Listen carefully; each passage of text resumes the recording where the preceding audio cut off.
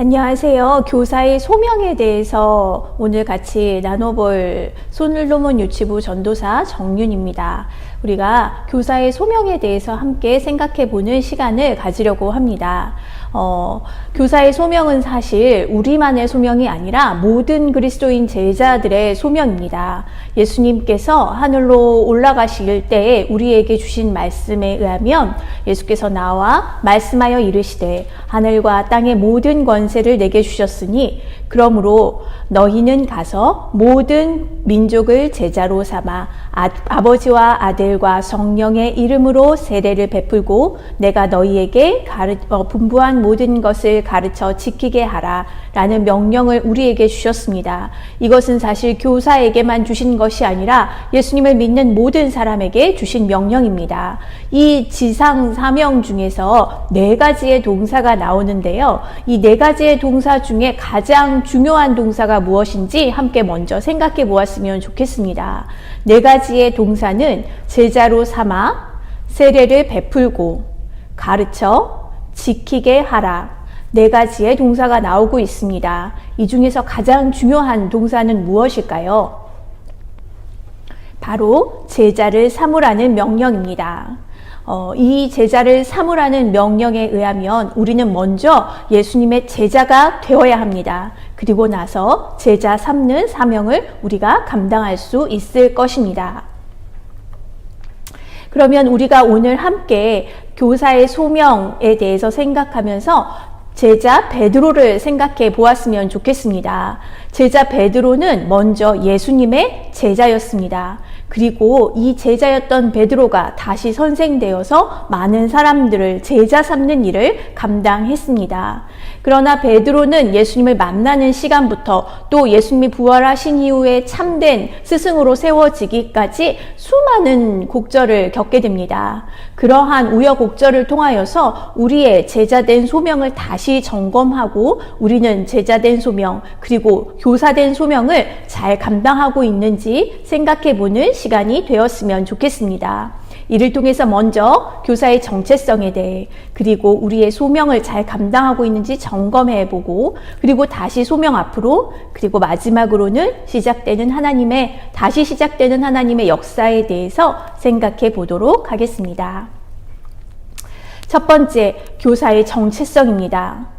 먼저 내가 누구인지 생각해 보려고 합니다. 내가 누구인지 생각해 보려는 이 질문에 대해서 예수님이 처음 베드로를 찾아가셨던 이야기를 나누고자 합니다. 베드로가 누구입니까? 베드로는 어부였습니다. 어부였던 베드로를 찾아가신 것은 예수님이셨습니다. 예수님께서 찾아가셔서 베드로를 만나주셨고 베드로를 만나셔서 놀라운 기적을 경험하게 하심으로 그에게 믿음을 주셨습니다. 그리고 이 어부였던 베드로를 사람을 낚는 어부로 예수님께서 택하여 주시고 변화시켜 주신 것입니다. 여기서 베드로가 한 일은 무엇인가요? 제자된 베드로, 제자로 베드로는 세움을 받으면서 순종한 것밖에는 한 것이 없다는 것을 우리가 기억했으면 좋겠습니다. 베드로 이야기를 통해서 나는 누구인지 생각해 보았으면 좋겠습니다. 나는 예수님의 제자입니다. 라고 자신 있게 말할 수 있었으면 좋겠습니다. 예수님이 찾아오셔서 베드로를 제자 삼으신 것처럼 예수님은 우리에게 찾아오셔서 우리를 제자 삼으셨습니다. 그리고 그냥 이 세상에 어떠한 욕망과 그리고 물질만 쫓아 살던 베드로인 우리를 예수님을 쫓아 사는 제자로 예수님께서 불러주신 것입니다. 아직도 사실 우리는 예수님의 제자로 부름 받았지만 이 세상의 많은 물질과 이 세상의 많은 욕심에 우리의 마음을 두고 있는 것 또한 사실입니다. 그러한 우리의 모습을 예수님께 내려놓고 정말 모든 것을 버리고 예수님을 쫓았던 베드로와 같이 우리를 다시 점검해 보는 시간이 되었으면 좋겠습니다. 베드로는 아주 놀라운 신앙 고백을 하지요. 주는 그리스도시요 살아계신 하나님의 아들입니다. 이 고백으로 예수님께서는 베드로에게 천국 열쇠를 주실 뿐만 아니라 교회의 반석이 될 것이라며 예수님이 베드로에게 많은 축복을 해 주십니다. 베드로와 같은 이러한 신앙 고백, 예수님이 누구신지 아는 고백이 먼저 교사인 나에게 있어야 할 것입니다. 나는 베드로와 같이 이렇게 예수님이 누구신지, 나에게 어떤 분이신지 고백할 수 있는지 자문해 보시기 바랍니다. 교사라면 당연히 구원의 확신이 있고 예수님에 대해서 증거할 수 있어야지 라고 생각할 수 있지만, 지금 교사를 처음 시작한 선생님들은 사실 이 질문에 조금은 주저할 수도 있을 것입니다. 그러나 걱정할 것이 없는 것은 이 고백이 베드로 또한 자신의 고백이 아니라 성령께서 주신 마음, 성령께서 깨닫게 하신 것이라고 예수님께서 말씀해 주시기 때문입니다. 우리가 만약 이러한 구원의 확신이 없다면, 그리고 내가 예수님이 나에게 어떠한 분이신지 고백할 수 있는 이러한 나에게 간증과 그러한 뜻이 없다면 성령님께 구하면 되는 것입니다. 우리의 힘은, 교사의 동력은 바로 성령님으로부터 나오기 때문입니다. 예수님께서 모든 사람들에게 지상 명령을 주시고 떠나시면서 우리에게 약속하신 것은 내가 세상 끝날까지 너희와 항상 함께 있으리라 라고 말씀해 주셨습니다. 예수님께서 항상 함께 해주신다고 말씀해 주셨을 뿐만 아니라 예수님이 포도나무요, 우리는 가지이기 때문에 예수님께 붙어 있기만 하면 열매를 맺을 것이라고 말씀해 주셨습니다. 우리가 예수님께 붙어 있으면 열매를 맺는 것입니다.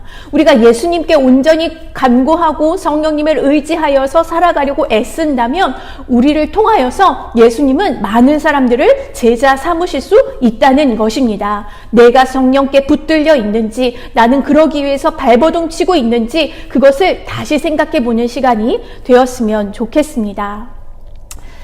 베드로가 이렇게 계속 예수님께 칭찬만 들은 것이 아니지요. 베드로는 다른 어떠한 제자들보다도 가장 큰 실수를 하고 가장 큰 사실 죄를 저지른 제자인 것입니다. 베드로는 이 엄청난 고백, 예수님의 천국 열쇠를 주시고 또 교회의 반석으로 세워주시는 이러한 신앙 고백 이후에 예수님께 책망 듣는 아주 무서운 책망을 듣게 되는 것입니다. 예수님이 대제사장들에게 죽임을 당하시고 그리고 3일 만에 다시 부활하실 것이라는 말씀을 하실 때 베드로는 주여 그리 마옵소서, 이 일이 결코 주께 미치지 아니하리이다 라는 인간적인 말을 했을 때 예수님께서 베드로에게 사단아 물러가라 라고 책망을 들었습니다. 뿐만 아니라 다 아시는 대로 베드로는 3번이나 예수님을 부인했을 뿐만 아니라 맹세하며 저주하였다고 성경에서 증거하고 있습니다. 이렇게 우리는 예수님을 처음 만난, 그리고 예수님께 붙들려 있는 이러한 상태로 언제나 사는 것이 아니라 베드로처럼 낭망하고 실망하고 또한 좌절하고 또한 낙심할 때가 너무나 많습니다. 이것이 우리의 모습입니다. 우리의 신앙이, 우리의 모습이, 그리고 교사된 나의 소명이 바르게 예수님 앞에 지금 서 있는지 점검하는 시간을 가졌으면 좋겠습니다. 이 나의 소명을 점검하는 단계로 3가지 단계를 제시해 보고자 합니다. 첫 번째 단계는 교사의 소명을 단순한 직분 정도로 내가 생각하고 있는지, 다른 사역들이나 다른 봉사들과 마찬가지로 그만큼 그냥 이 사역을 잘 감당하면 되지 라고 여기고 있는 것은 아닌지 생각해 보셨으면 좋겠습니다.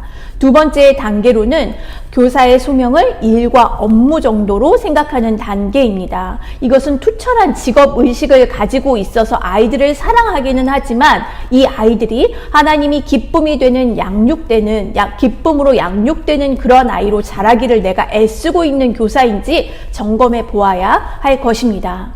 마지막 단계로는 이 교사의 소명이 정말 하나님이 주신 직분이라고 내가 여기고 내게 주신 영혼들이 정말 하나님 앞에 더 나아갈 수 있기를, 예수님의 제자로 세워지기를 그렇게 애쓰고 이 소명을 감당하기 위해 노력하는 단계인 것입니다. 이러한 단계까지 우리가 나아가 날마다 그렇게 하나님 앞에 세워지기를 기도합니다. 그러면 우리가 다시 이 실패한 베드로가 예수님의 소명 앞으로 다시 세워지는 그 과정 속에 다시 들어가야 할 것입니다. 우리가 그 과정을 들여다보기를 바랍니다. 실패한 베드로뿐만 아니라 제자들을 예수님이 다시 찾아오셨지요. 그리고 이들을 증인이 되도록 예수님이 사명을 주시는 사건입니다. 예수님은 베드로에게 물으셨습니다. 요한의 아들 시몬아, 내가 나를 사랑하느냐? 예수님께서 베드로의 마음을 다시 확인시키시고, 그리고 예수님이 베드로를 얼마나 사랑하는지, 그리고 베드로가 예수님을 향한 그 마음이 얼마나 진실된지를 점검하게 하시고 용서하신 이후에 내 어린 양을 먹이라 라는 소명을, 그 사명을 맡기십니다. 우리는 사실 내 어린 양을 먹이라, 이 명령 앞에 오기까지 계속 이 앞의 시간들을 달려왔습니다. 우리에게 물으시는 것입니다. 내가 나를 사랑하느냐? 그렇다면 내 어린 양을 먹이라 라고 예수님은 말씀하십니다. 제가 연말쯤에 부모님께 카톡을 받은 내용을 좀 같이 나누려고 합니다. 한 번씩 아이들하고 이렇게 같이 시간들을 보내고 나면 부모님들께서 아이들의 가정에서 어떠한 신앙 고백들을 하게 되었는지 한 번씩 저에게 이야기를 전해주시곤 합니다. 그때마다 저도 주신 사명을 너무나 감사하게, 기쁘게, 또한 감격으로 받아들이게 됩니다. 그 이야기를 하나 카톡 내용 그대로 좀 전해드리겠습니다. 하나미가 작년 고난주일 때 유치부 예배를 드리다가 하나미 죄 때문에 예수님이 돌아가신 거란 이야기를 해주니까 계속 아니라고 완강히 거부를 하더라고요. 절대 안 받아들일 것 같아서 그냥 예배를 계속 드렸는데 예배 끝날 때쯤에 신기하게도 훌쩍이면서 하나미 죄 때문에 돌아가신 거라고 고백을 했더랬어요. 그리고 송구영신 예배 때 가족이 온라인 성찬을 하며 성찬의 의미를 나누는데 갑자기 엉엉 울면서 하나님이 죄 때문에요. 여기 나쁜 거 있어서 예수님이 죽었어요. 그렇게 말하길래 나쁜 거 뭐가 있는데? 라고 물었더니 형들이랑 싸우고 말 안 듣고 그래서 예수님이 죽었어요. 으앙. 이라고 울어버렸다고 사진까지 이렇게 저에게 보내주셨더라고요. 우리에게 맡기신 것이 어린 양입니다. 아직 어리고 어리석은 어린 아이들입니다. 그러나 이들은 성장하고 성숙되어 갈 수 있는 귀한 영적 생명이 있는 주님이 택하신 자녀입니다. 이들을 택하시고 믿음을 주시며 자녀를 삼아주신 주님의 영혼입니다. 주님이 생명을 내어주시고 살리신 주님의 양입니다. 이들이 어리고 어리석다고 하여서 이들의 신앙을 의심해서는 안 됩니다. 어린이의 신앙이 보잘것없이 취급되어서는 안 됩니다. 주님은 작은 자를 들어서 큰 자를 부끄럽게 하십니다.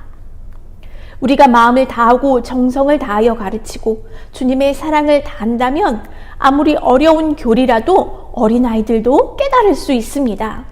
아이들이 깨닫지 못하는 것은 지혜와 지식이 부족하거나 아직 인지적인 발달에 다다르지 못했기 때문이 아닙니다.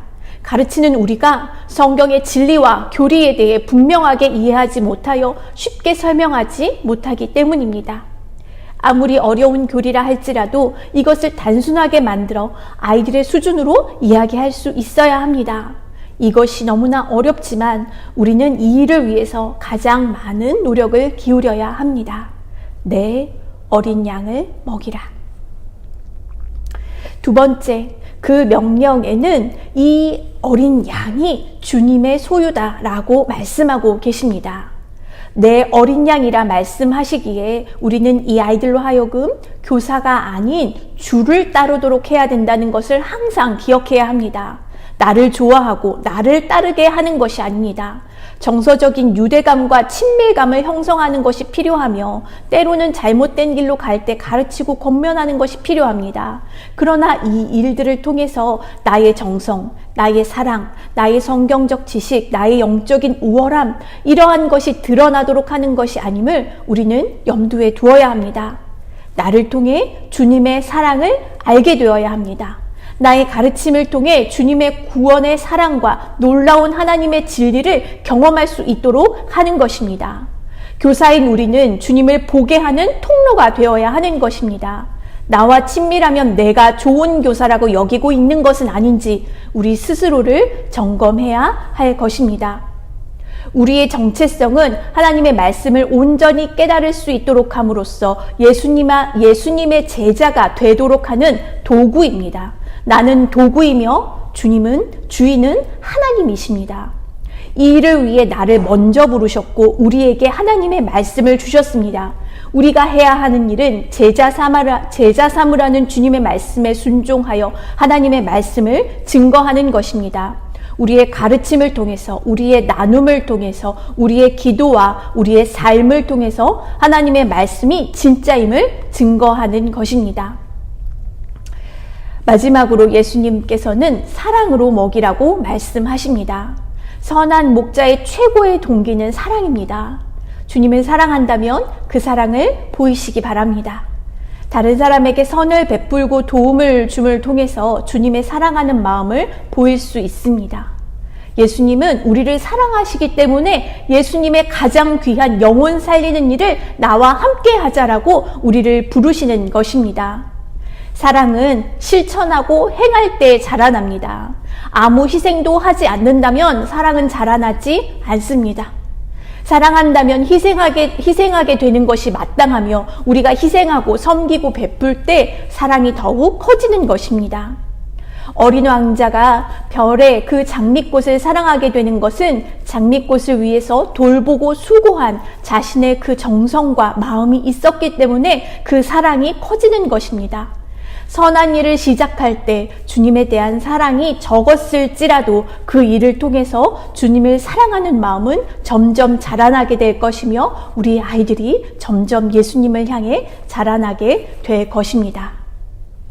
마지막으로 이렇게 우리가 주님께 붙들려서 사랑으로 행할 때 우리는 베드로가 3,000명을 회개시키는 놀라운 사역을 감당하게 된 것처럼 큰 사역을 우리 또한 감당할 수 있게 되는 것입니다. 여기서 중요한 것은 3,000명이 아닙니다. 단 한 명일지라도 그들의 삶이 변화되었다는 것입니다. 내가 먼저 예수님의 참된 제자가 되어서 부활의 증인으로 담대하게 사랑을 행할 때 그 변화는 시작됩니다. 교사의 동력은 성령의 역사라고 말씀드렸습니다. 우리의 것이 아니라 성령의 힘으로, 성령의 능력으로 우리는 이 일을 행할 수 있으며 단 한 명이라도 주님께 돌아온다면 그것이 우리에게 가장 큰 상급인 것입니다. 마지막으로 교재 안에 드린 대로 이 목자의 마음으로라는 동시를 읽으며 마치고자 합니다. 목자의 마음으로 홍정근. 들에서 양을 치는 목자의 마음이게 하소서. 이름 불러가며 쓰다듬는 친절이게 하소서.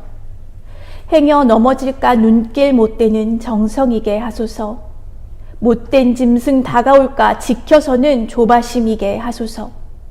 비록 고운 깃털도 강한 뿔도 없어 볼품없는 양일망정 두 팔로 끌어안고 온몸으로 반기는 흥분이게 하소서. 한 마리 양을 잃은 그 목자의 마음이게 하소서. 불러도 대답 없는 양을 위해 즐겁게 찾아가는 걸음이게 하소서. 외진 바위 틈에서 우는 양을 향해 손 내미는 따뜻함이게 하소서. 불빛 밝혀들고 찾느라 부산 떠는 열심이게 하소서.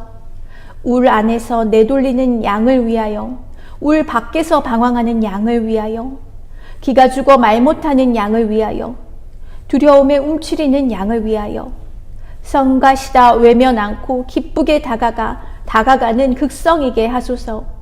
가시 돋친 양을 안고 아파하는 그 마음으로, 가시 찔린 양을 안고 함께 우는 그 마음으로, 잃었던 양 찾아 안고 미소 짓는 그 마음으로, 맡겨주신 양을 위해 아무도 못 말리는 사랑이게 하소서. 지칠 줄 모르는 부지런이게 하소서. 감사합니다.